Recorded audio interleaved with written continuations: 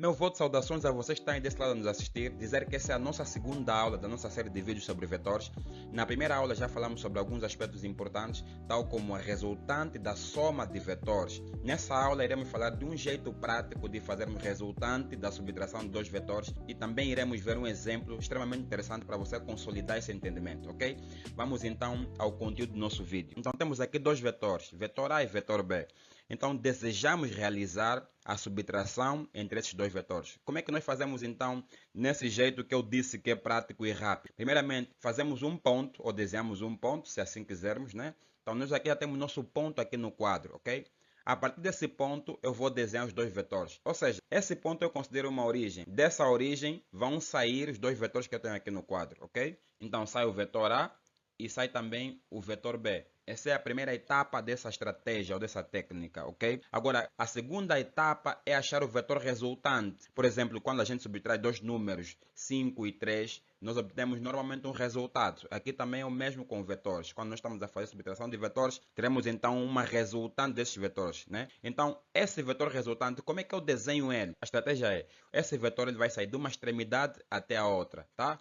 Poderá sair da extremidade de A até a extremidade de B, ou da extremidade de B até a extremidade de A. Isso depende do que eu quero. Se eu quiser, por exemplo, A menos B, então esse vetor vai coincidir com a extremidade do vetor A, ok?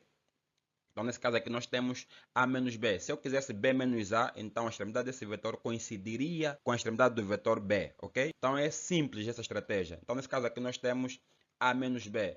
É assim que nós fazemos, então, subtração de dois vetores. No caso da soma, por exemplo, tal como nós vimos na aula passada, o vetor resultante da soma, ele sai da origem do primeiro vetor até a extremidade do último vetor. Mas o vetor de subtração não. Ele é um vetor relativo. Ele sai de uma extremidade até a outra extremidade. Com qual extremidade ele vai coincidir? Depende de quem é o vetor positivo, tá? Se o vetor positivo é o B, então o vetor resultante da subtração coincide com o vetor, ou seja, a seta do vetor resultante da subtração coincide com o vetor B. No caso de ser A menos B, então a seta vai coincidir com a seta do vetor A, ok?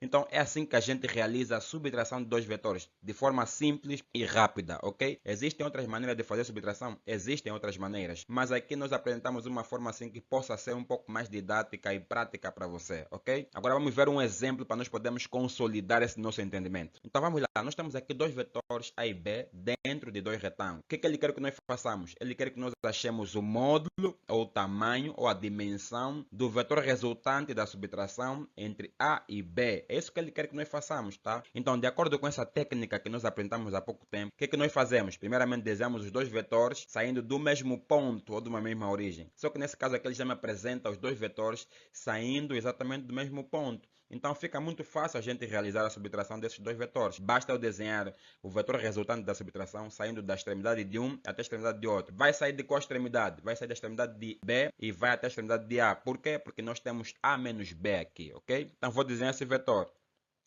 Então temos aí o nosso vetor resultante da subtração, saindo da extremidade de B até a extremidade de A, ok? Agora, o que ele quer que nós façamos? Ele quer que nós achemos o tamanho desse vetor. E como é que vamos fazer para achar o tamanho desse vetor? Simples, se nós olharmos bem para essas duas figuras, elas constituem dois retângulos. Então, quando nós temos triângulos retângulos, podemos facilmente usar essas relações que eu vou colocar aqui no quadro.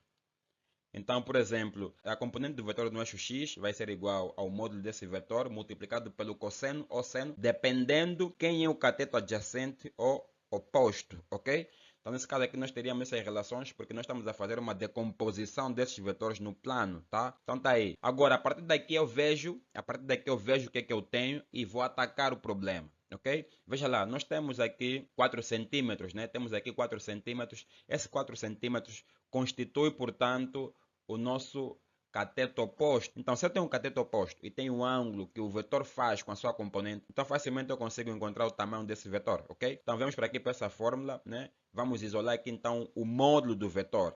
Então, o módulo do vetor seria exatamente assim. A igual a y sobre seno do ângulo, né?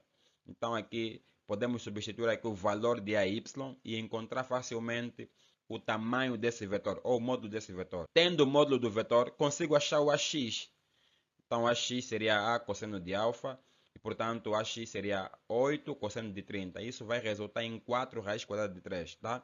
Então, já temos aqui o nosso AX, tá? Agora que nós já calculamos o nosso AX, nós podemos facilmente escrever essa expressão aqui. Módulo de A menos B é igual, né?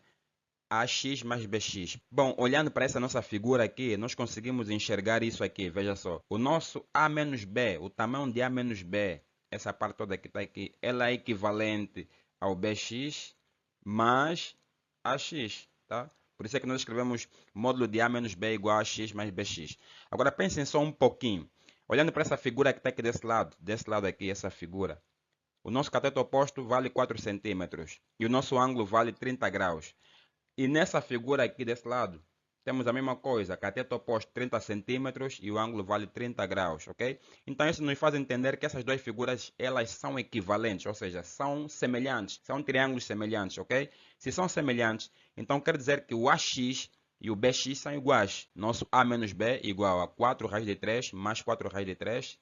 Depois, A menos B, o módulo, vai ser igual a 8 raiz quadrada de 3, tá? Né? Então, assim conseguimos chegar facilmente ao valor da resultante da subtração entre A e B, ok? Que dá 8 raiz quadrada de 3.